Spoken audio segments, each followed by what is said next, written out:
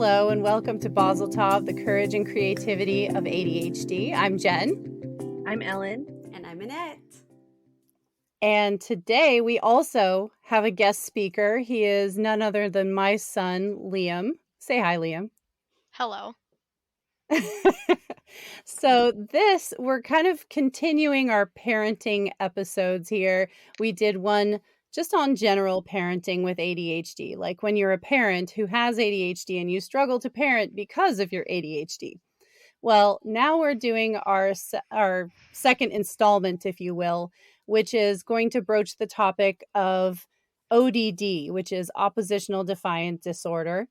And that's something that is fairly prevalent with ADHD. So, past estimates for ODD as a comorbidity or something that co-occurs with ADHD was up to 65%, according to an ADD Etude article that I read. And more recent studies found maybe about 40% prevalence, but there were probably more studies than that that had slightly different results.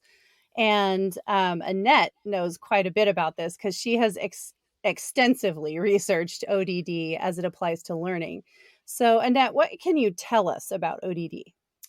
Yeah, so ODD is kind of a problem that we study in child psychology because in classroom behavior, we need to understand what psychological drives children who are having learning disabilities. And this is kind of classified as a learning disability as well, because children with ODD tend to have other conditions such as learning disorders and language disorders, which kind of groups into the educational realm. So I had to study this quite a bit. And so I guess let's start with what is ODD.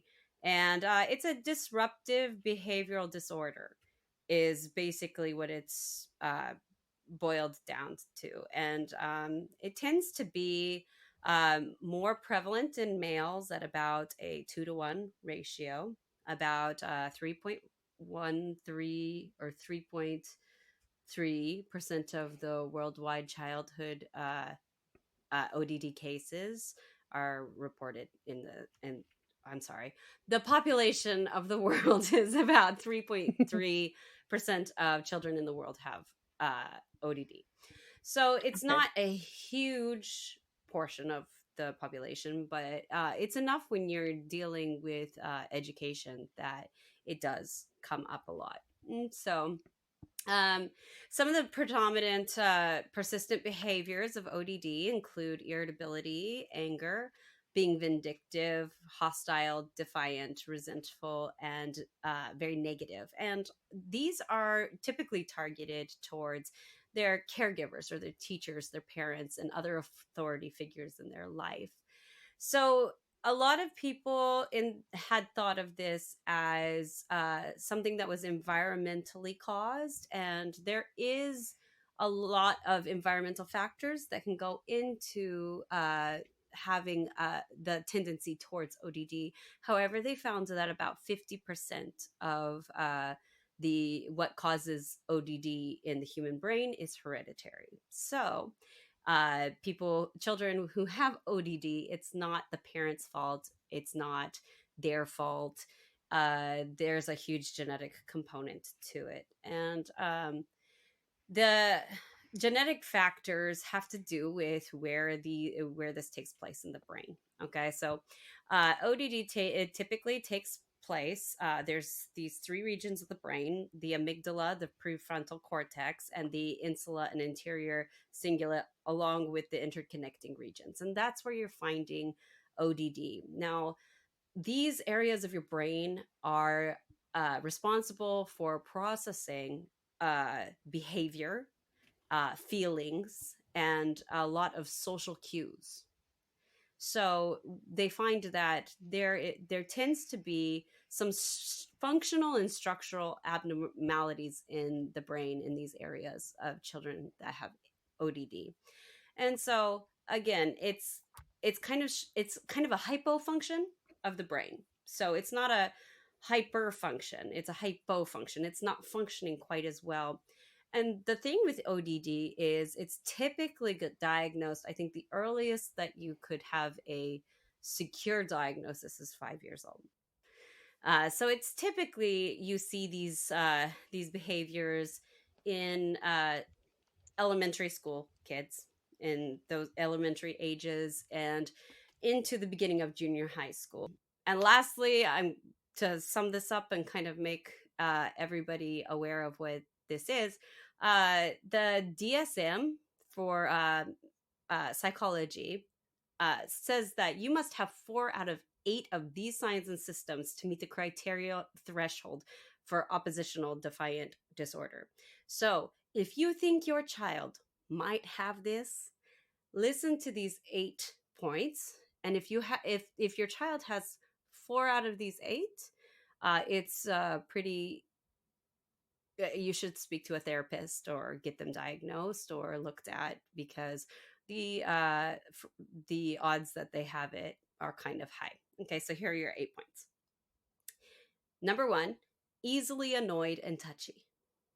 So no matter sounds or somebody doing something that seems benign to other children, it just irritates them to the very core of their being, and they get so annoyed that they bust.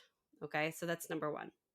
Number 2, losses in temper often, which again, if you're constantly being annoyed and it's getting to you, even if you're holding on to it as long as you can, at some point you're going to lose your temper. Number 3, regularly argues with authority figures or adults. Now, this can be on a point, very pointed, like you're trying to make a point, but this can also be just arguing for the sake of arguing. Number 4, frequently, deliberately annoys others. Sometimes they are unaware that they are doing that, but for the most part, they do it to see a reaction. It's kind of a social cue issue for them. They're studying another person to see, oh, why does that annoy you?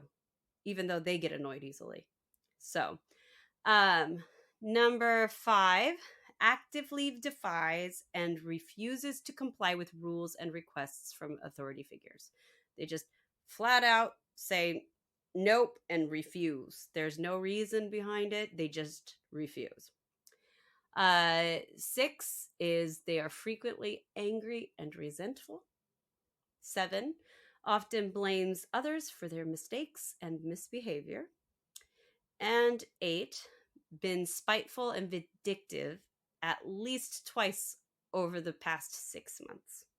So if you reach 4 of those 8, then you have reached the threshold for possibly having ODD. So, yeah. Wow. That was good Yeah. information. Yeah, that's a So lot it of really sounds great like, info. yeah, it sounds like it's just a Yeah. phase in people's Well, lives, right? People that yeah, have this. because a lot of it is it's Yeah, brain development. And so it's sure. high it's kind of stunted brain development in the social and behavioral areas of the brain. Yeah, okay. 'Cause yeah, So I've been like thinking about my 6-year-old son, wondering if he has this, and I think there were maybe 3 of those things you said that I would apply to him. So I don't know if he's quite I'm not seeing a lot of the like the anger and the irritability. I don't see a lot of that. It's more just playful and annoying and hyper and Yeah. but that's interesting that being annoying is one of the one of the signs. but not just annoying on like accidentally, but being purposefully Purposefully. Yeah. annoying. Like they know that they're going to get a reaction out of you if they do this one thing, and they'll just keep doing it till they get the reaction or until they realize that you're not going to respond. There's, you Yeah. know, Oh, and there's I that. should also note that I didn't say this yet, but this is ODD is a comorbidity of ADHD. Absolutely, it is. Mhm. The kids who have ODD are almost exclusively ADHD kids. So I need to make that point pretty clear. Yeah. So it would be kind of rare to have one without the Yeah, other. it's like Yeah.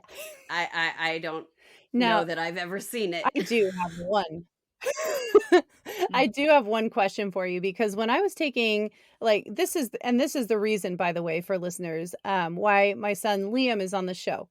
Liam is 11 years old currently, and he has been diagnosed with ODD ever since he was like 4.5 ish years old. So we started intervention for ADHD very early because I noticed the signs and symptoms. Most of the people on one side of my family has ADHD, and so I kind of already knew the warning signs, and I knew the likelihood that he was going to have it was pretty high. So when I started seeing that, I was instantly like, all right, well, we got to get this kid into like, some behavioral therapy and get him some medication so that he can cope with this. But he had other behaviors that were concerning to me. When when I took him in for some of his first evaluations and counseling appointments, it was posed to me that ODD was a subtype of conduct disorder. It was a variety of conduct disorder, and that if not properly treated in grade school and middle school years, then the brain could basically keep latching on to that ODD, and then it would just be classified as a different conduct disorder later once the rest of the signs start kicking in. Right. Is that Yeah. accurate? Okay. I just wanted to make sure I understood that. If you don't manage to grow out of it, if you don't, if you hold on to a lot of those, the defaults, I want to say, that you experienced during Yeah. Yeah, the childhood, behavior yeah, patterns. then it becomes a different Yeah. behavioral issue for Mm-hmm. teenagers and adults. So it doesn't mean that it just like Right. magically goes away overnight. You do have to learn some coping mechanisms, and there will be parts of that that you will carry throughout your life. But a lot of Mhm. the therapies that they use to deal with ODD, I mean, there are medications that are supposed to help, but a lot of the therapy is behavioral therapy and teaching, Mhm. cognitive behavioral theory, therapies, sh- identifying the feeling, you know, how do I feel in this stage? How should I act?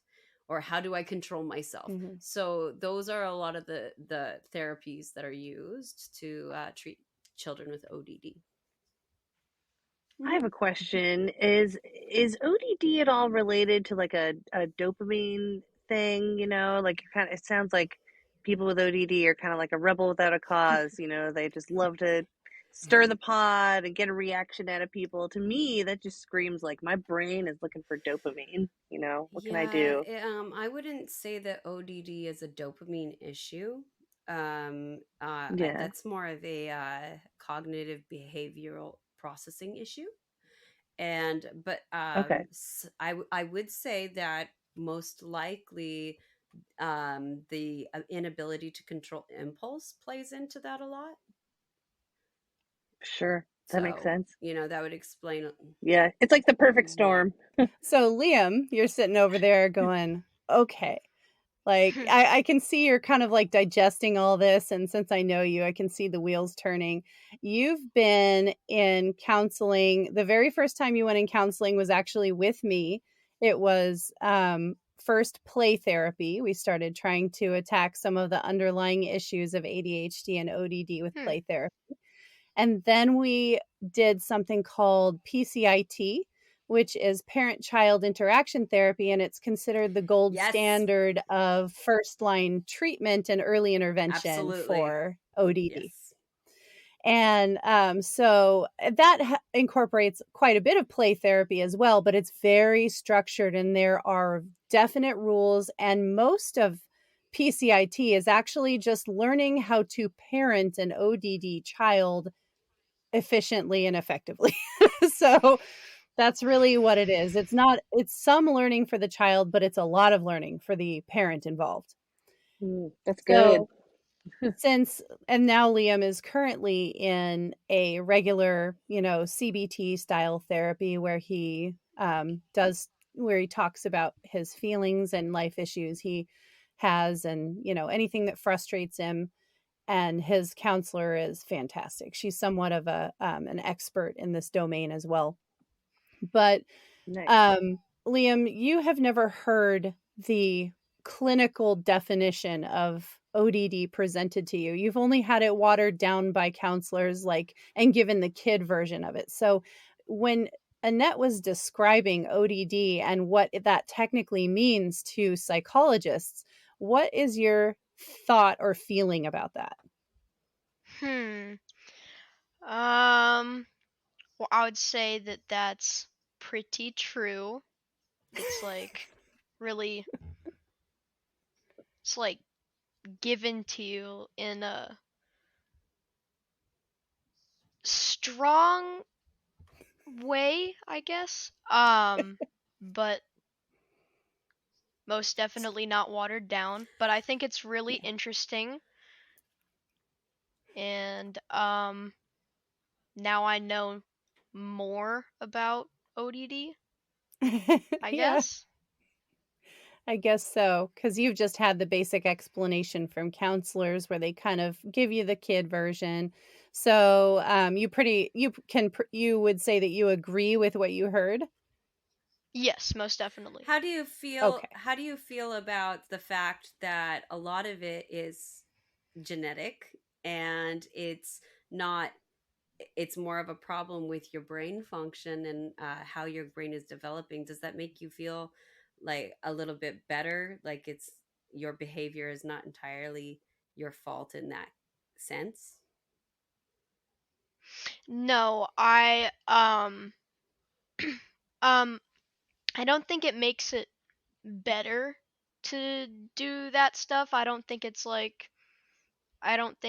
like it's not my fault because it's just my brain. I don't think it through like that. I think that I should try to keep it under control as much as I possibly can. Mm. Um but I have to be like I have to know that some of it is just my brain, and but most of it I can learn to control. So Absolutely. That was a very good answer. Mm, It is good. that was a good It's that's answer. why, yeah, it's so important to really know ourselves, so that we can spot that when we have a reaction to something and say, ah, that's just my ODD or whatever, Hmm. you Yeah. know. Yeah, we use that knowledge as like a To tool. Yeah. catch yourself. Yeah, exactly. Yeah, for sure. How many times a day do you feel like you're catching yourself, like you're about to, argue with somebody or get into some kind of a, confrontation and you're like, "Wait, wait, wait. I shouldn't do that." um I think that that happens a lot of times because I've been in counseling for uh many years now. Mm. But um I sometimes I will still do stuff that I don't catch, and that can be annoying because I get in trouble for something that like I was trying to catch but couldn't catch it in time, if that makes Yes. sense. Mm, But Yeah. most of it I do catch. That's good. And yeah. you also have to remember that you're doing the absolute best you can. Hmm. Yeah.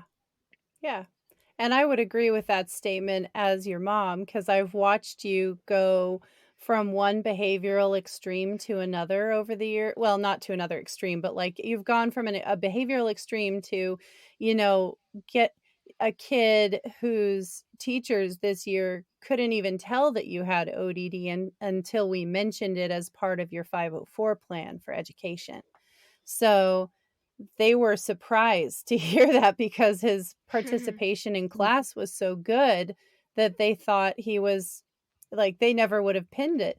So when you hear that you've come that far, what do you attribute that to? Um, well, I am proud of myself because I've like made it that far so that people won't think that I have ODD Mhm. right off the bat. Um and I think that's like very cool and exciting that I have come that far. Um yeah. Yeah. Yeah, That's So I have a it awesome. question. is Yeah, I have a exciting. question for you. What are a couple of the most useful tools that your therapist taught you? Mm. Oh, um like most useful as in more than one, Yeah, or like give us a couple or give Or one. your You can favorite give one tool. or you can give a couple, but what are some good tools that you now use to be able to catch yourself or control yourself or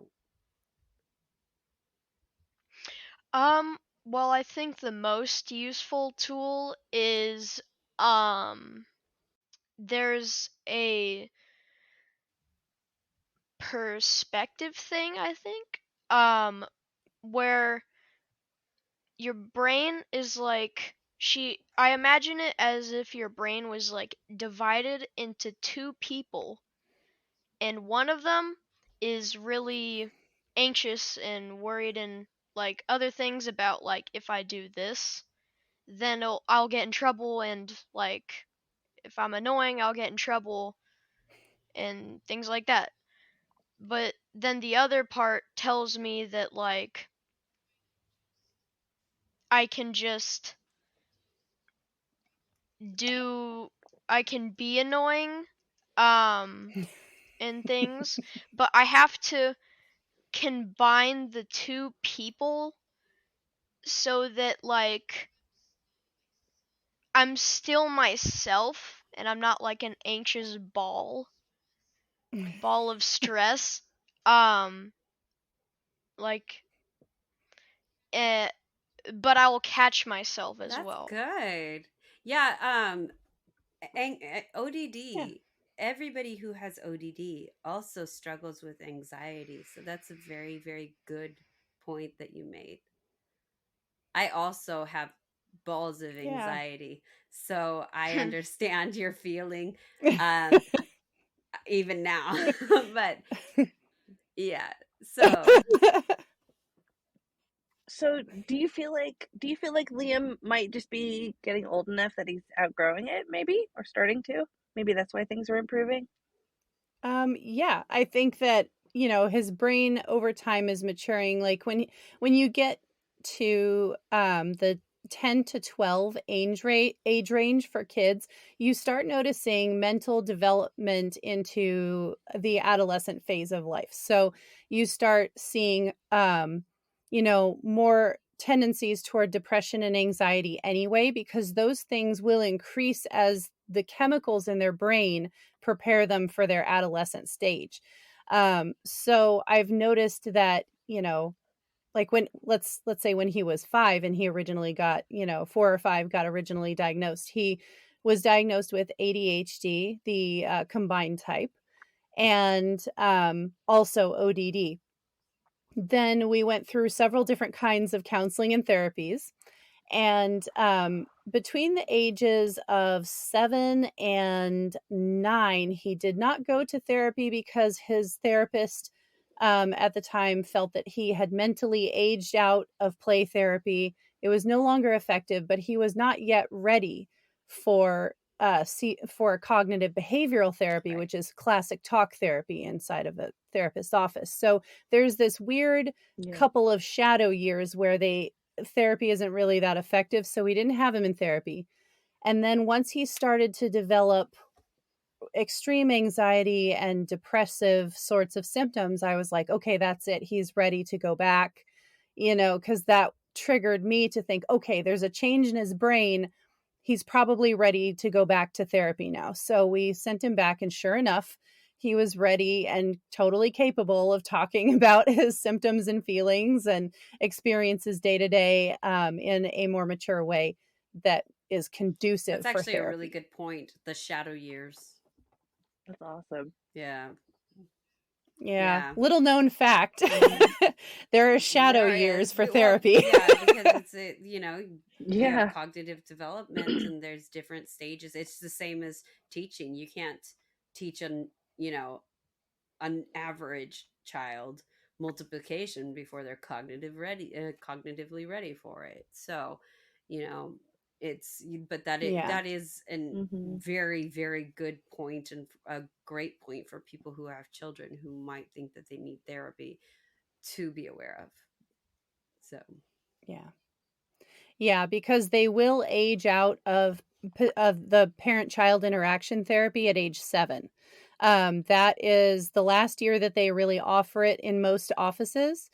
So if, if you have an 8-year-old child and you think that your child has ODD, still go and, take them to a counselor, therapist, psychologist, or psychiatrist, whoever you're comfortable with them seeing, and, talk it out, because ODD can get severe enough to where children are actually hospitalized for this condition, and their parents end up becoming quite traumatized, and so does the child.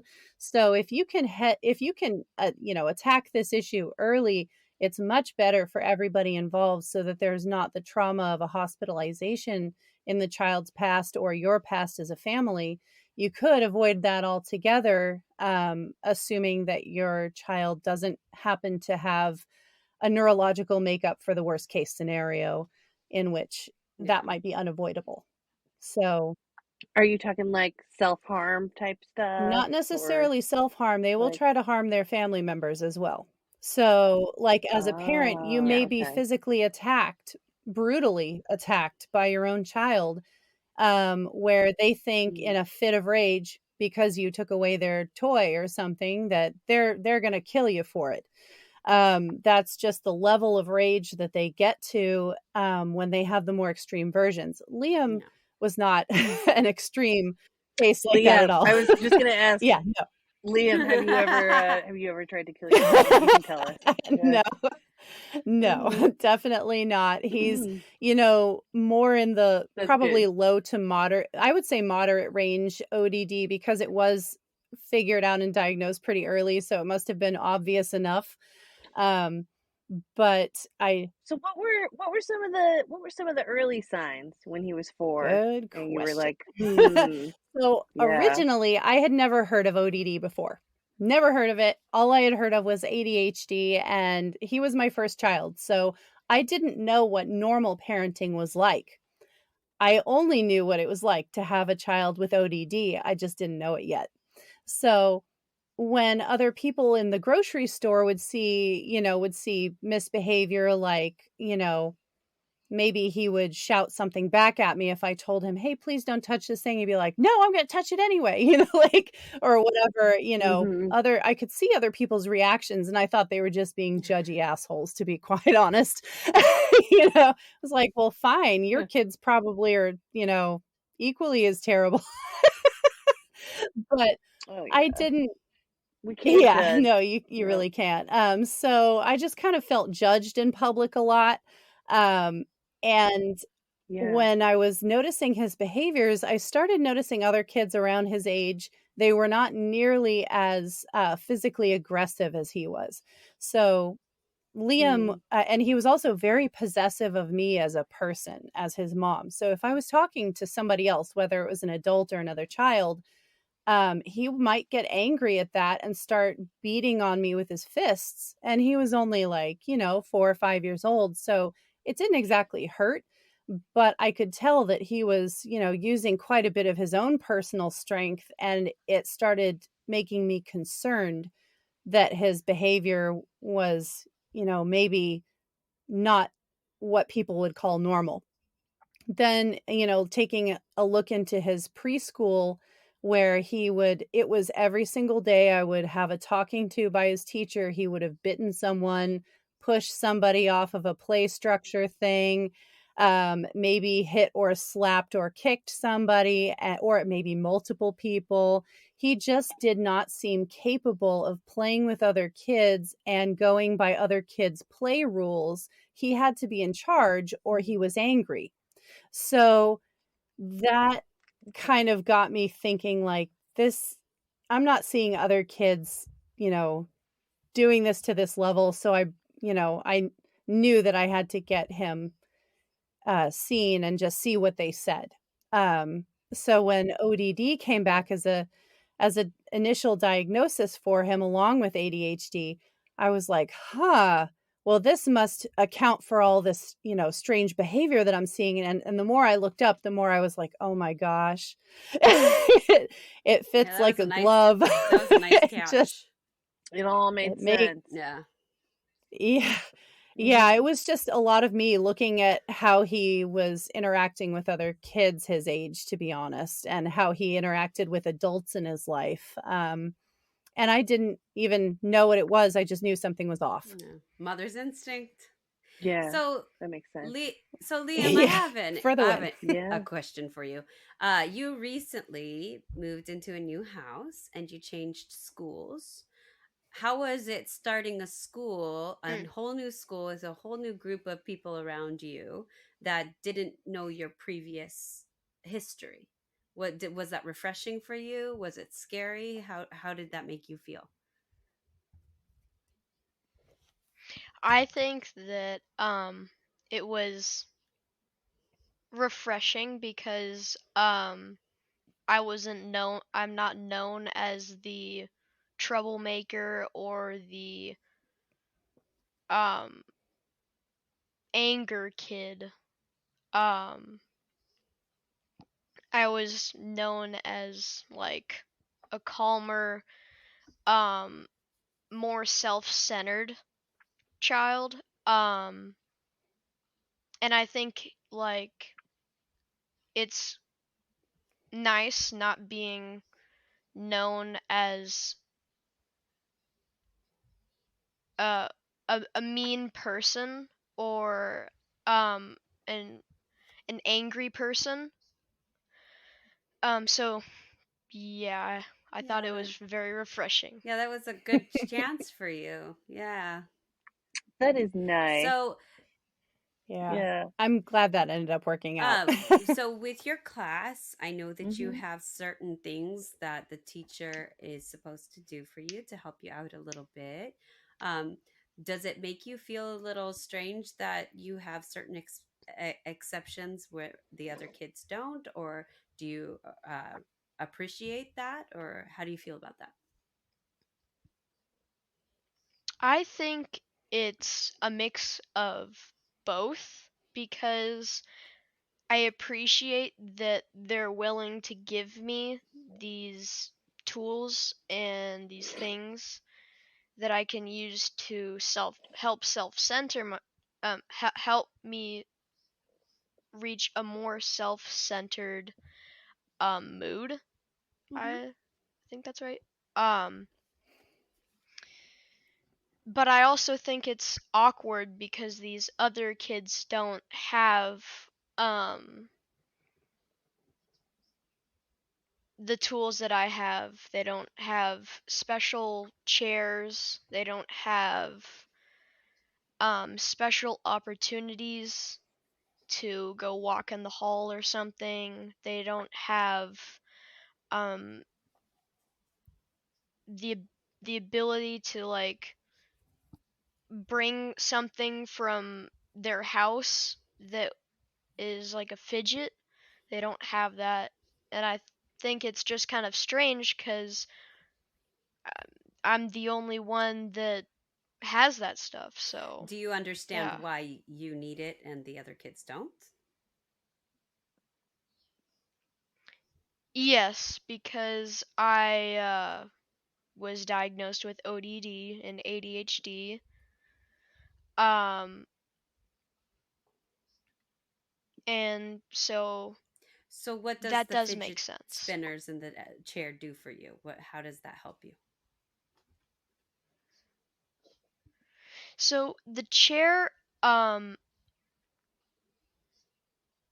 Yes.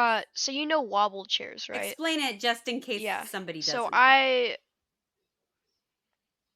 okay, so if somebody doesn't know what a wobble chair is, it is a chair that you have to there's like no back support or anything that you can just slouch on, so you have to have good posture. And it has a um roundish disc with a flat surface on the top. And you sit on that, and it has rubber grippy things so you don't like slide off or anything when you're Mm-hmm. moving around. And on the bottom it has a round disc thing that allows you to move around, but it's made in a way so you don't fall Mm-hmm. as easily. And it has the place where you sit on has a rod that um goes inside of another rod, and then connects to the bottom piece, and you can spin around and move around, and Nice. it's So interesting. how does that help you? It helps me um um like if I want to move around, I can just move around and spin around and do all that stuff, but in a regular chair you can't Right. do that. So How did you feel sitting in a that's regular why the chair? regular chair, I mean, it was okay. Um, I mean, the back support was nice. um, Mm. but I think it was a it was kind of bad because like I wasn't able to move around because it was just it was a Mm-hmm. stationary object. I mean, you can move it, you can pick it up and move it, and you can slide it around, but you can't move side to side, Right. and you can't spin Does around. this chair help you focus? So, uh, And yes, because it helps me focus because when I want to move, like I have like a uncomfortable feeling whenever I sit in a place for too long, so I like to move around. Um and that's how that helps like you? that Yeah, helps me. that my son Yeah. is not ODD. That is a straight up ADHD because your mom does the same thing. I do the Oh. same thing. Yeah. So, Yep. Whenever people join into our YouTube channel, they see us moving around all over the place like this constantly, especially me. So we know where he gets it from. And uh-huh. look at him. He's just bouncing up and down there. That's Oh, sorry, okay. that's my So legs. That's my okay. last question I for do it you, too. Yeah. Liam, is what do you want to tell or Hmm? say to other parents, like moms or dads, or maybe other kids that also have ODD? What would you like to tell them? Um like parents that need help or Yeah, information Yeah. about yeah. ODD in children? Okay. Well, I would say that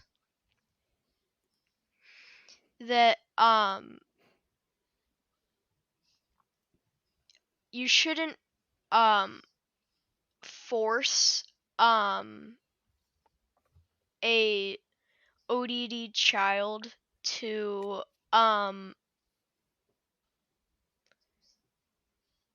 do something that is not really like comfortable for them, because like if you push them into a thing that could help them, but they're not ready for it, or they don't feel comfortable doing that, that could, from self experience, that could create increased amounts of anger and anxiety, and could lead Yeah. to physical abuse, and maybe even like separating the child from the parent, which is the most extreme case, but I think like it could cause extreme amounts of anger. And I think that you should give them treatment that um is, if they're not comfortable with most types of treatment, then I think that that parent should look for a more subtle type of treatment, um that can prepare them for a more engaged treatment, so it just has lingering effects instead of like a full force slam to the face or something. I don't know, but like it just, it hits you, and then it like, the impact stays with you, but lingering effects are good for starting, um, if they're not comfortable. If they are comfortable, then that's different. Okay. Thank you. Okay. So I can say that he, like, if I tried to, force Liam to do anything with it, whether it was participate in therapy or, just trying to get him to do a daily task that he absolutely had to do, I would have a pretty big problem trying to get him to do that. So I can understand what he was saying there. And like with the therapy thing, Liam, did you mean that like if the child isn't comfortable with a certain style of therapy, that you want to let parents know that it would be in the kid's best interest to seek out a different style of therapy that would help them, that they feel more comfortable with? Um, yes, Okay. and a little bit no, Okay. because I think that they should know that it's going to help them a little bit, but they Mhm. um shouldn't like see an opportunity to Right. start misbehaving. So a type of therapy that will sneak in the back door of your brain and start doing its thing, making progress until you're ready Okay, to open the parents, you front need door. ninja therapy. Oh, ninja therapy. No, that's a That's really right. good point. Mm-hmm. Yeah, yeah. That is a good point. Some styles of therapy can Permissive. be just too blunt and Either too blunt or too too what? permissive. Yeah, Yeah, because for ODD. you want to set up Mm, a challenge. You don't want to set up a confrontation. I think that's the point that I feel like you were trying to make, Liam, is that instead of yeah, yeah. confronting, you challenge. And there's a big difference at that. And it's not creating a Mhm. challenge that is against, it's creating an opportunity for growth. Yeah. Yeah. Yeah, for sure. Liam, you Mhm. have some wonderful insight and you've grown up so much and you're doing such a great job. You really are.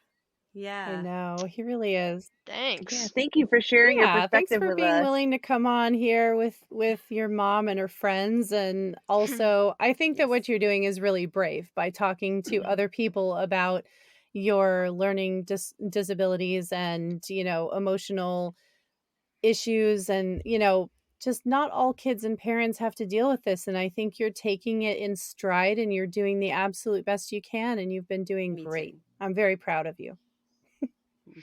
Thanks. You're welcome. Mhm. Oh my goodness. So I guess the ending chat for this would be if your kid has at least 4 of those 8 little list mentions that Annette was sharing earlier, it would be in everybody's best interest for you to take your kid in for an evaluation, see if a psychologist or psychiatrist believes, or a social worker believes that there's more to the story. Because if there is and your child does have ODD, letting it sit and fester is not the best proposition for success long term.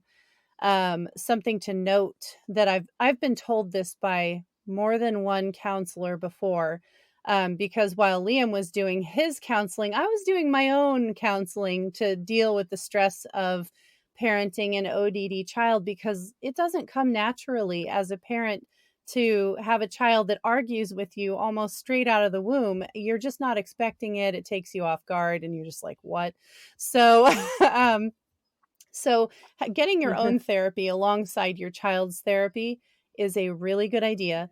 And it'll help you be the best parent that you can be for your child, because you have to be extra put together, since ODD requires a great amount of structure, more Yep. structure than ADHD does on its own. So I have a question just really quick. Yeah. Ellen, now that you've listened to all of this, Oh, yeah. do you think Nathan has ODD? Oh, yeah. Mhm. Yeah. I'm still not totally sure. I'm thinking if he does, it's probably on the mild side, but it's hard to What know. were the Yeah. factors that made you think he had it in the first place? Like, or made you question, like, is this normal?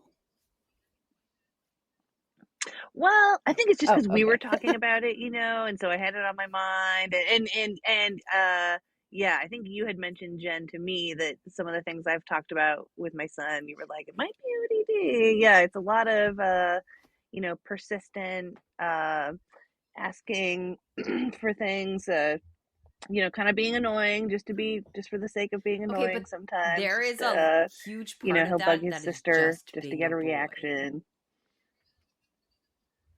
And I'm not saying that like in any Yeah. mean way. I'm saying that as an actual fact and as a teacher also. Boys just be built different.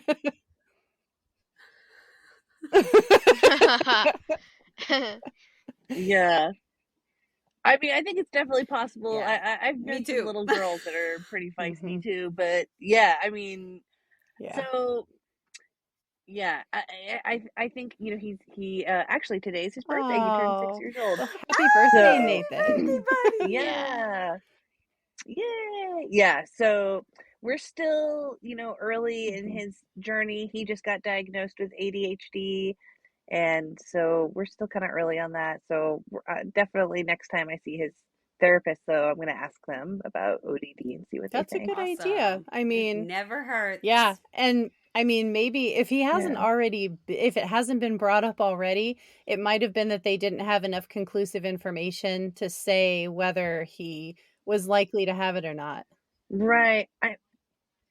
I mean, I wonder about, how it manifests at school, because a lot of the things he gets in trouble for, it's not really being defiant with the teacher or getting angry or anything like that. It's just kind of like, he started playing tag when they were supposed to Oh. be quiet, or scribbled on his friend's artwork in art class because he thought it would be Mhm. funny. It's like it never seems like he's trying to be mean about it. He's just It being sounds kind of a annoying kid. hyperactive with a tossed salad of lack of impulse control. Yeah. Yeah, now that I'm hearing more about it, it Exactly. kinda does. I mean, I know that you were really concerned about it because you didn't want him to grow up just misbehaving in school, but, like, f Liam, is it okay if Right. I tell them about your school behavior before you were, like, treated to the degree that you are now? Or do you not want me to say it? It's okay. Embarrassing, but Yeah. It's tough. Okay. Okay. So Liam's school behavior from it peaked at first grade. So first and second, well, first, all of first grade and half of second grade, he would refuse to do all homework or schoolwork in class. He would just stonewall the teacher and be like, I'm not doing it. So they'd hand him something, he wouldn't even try. Oh, yeah, Nathan's Yeah. not like that. No. Yeah, He he'll do it at It's least, but ODD you is know. absolute defiant behavior. Yeah, he did not like being in chairs in a Yeah. classroom, so if he got too wound up and fidgety and they wouldn't let him move around enough, he would do stuff like threaten to burn down the school, run out of the school and have the police called on him. They would send him home halfway Oh, through the day because they were simply unable to manage his behavior. And I used to get called into his classroom about anywhere from 2 to 4 days per school week for all of first grade so that I could help walk him to the different parts of his day that he was supposed to get to so that he would actually get there and not run out of the school. So, yeah, like when we're oh talking wow. about ODD, we're not just talking about them disagreeing with you about what breakfast cereal they're going to have. We're talking about extreme like anger, vindictiveness, sometimes manipulation to get their way. It's not like overt manipulation isn't like a go-to for them. It's just if everything else is not working, they might resort to it. Um, but Okay. yeah, so he went from that, and then I homeschooled him for 2 years, and he came back to his public school halfway through his fourth grade year.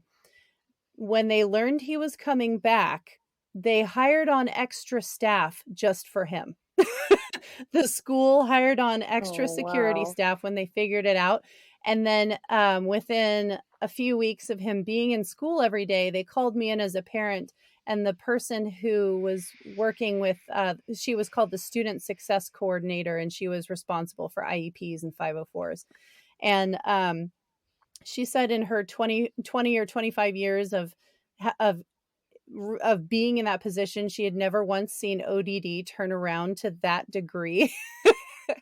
So sometimes, Oh wow. Actually, you did kind of an amazing thing by pulling him out for third grade, because third grade, if you look at cognitive development, is actually there's quite a lot of cognitive development happening in that stage. So yeah. Oh. And I so chose you actually did a homeschooling good, over the drama that was yeah, first and second grade.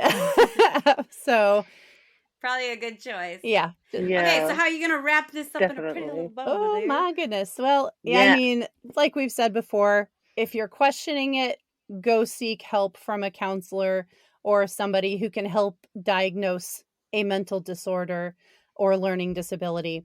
Um, because if this is left to fester, if you will, over time, it could become a different conduct disorder. And anybody in the law enforcement realm will recognize the phrase conduct disorder and equate that with prisoners, because conduct disorders make Mm. up the bulk of our prison population in this country. So, and this is because they have not adapted to everyday life in public. They are not socially adapted. They have a difficult time holding down a job because they can't get along with other people very well or follow rules. And because they don't follow rules well, they also end up breaking laws. So, this could potentially kind of snowball out of control at one point, depending on your kid and their neurological makeup and predisposition for extreme behavior. So, Mhm. yeah, All right. So good to get it checked out while they're absolutely. young. Yep. If Yep. you have questions, just get it checked out. Okay. Yeah. Yeah. Perfect. And Liam, thank you Yeah. again for joining Yeah, us. Thank It It was was you wonderful to have great. for you. you're joining welcome. our fun little party today. And thanks everybody out there for listening. If you find this informative and want to ask further questions, you can always send us a message at our baseltovpodcast@gmail.com. It's our email. Or you can go straight to baseltov.com and find any of our social media and email and stuff like that and send us a message so that we can answer your questions. We would love Yeah. to. So in closing, get help. And and as always, Basil Top. Good. Basil Top. Basil Top. Liam, you're not gonna say Basil Top? Bye, Liam. Thank Yeah. you.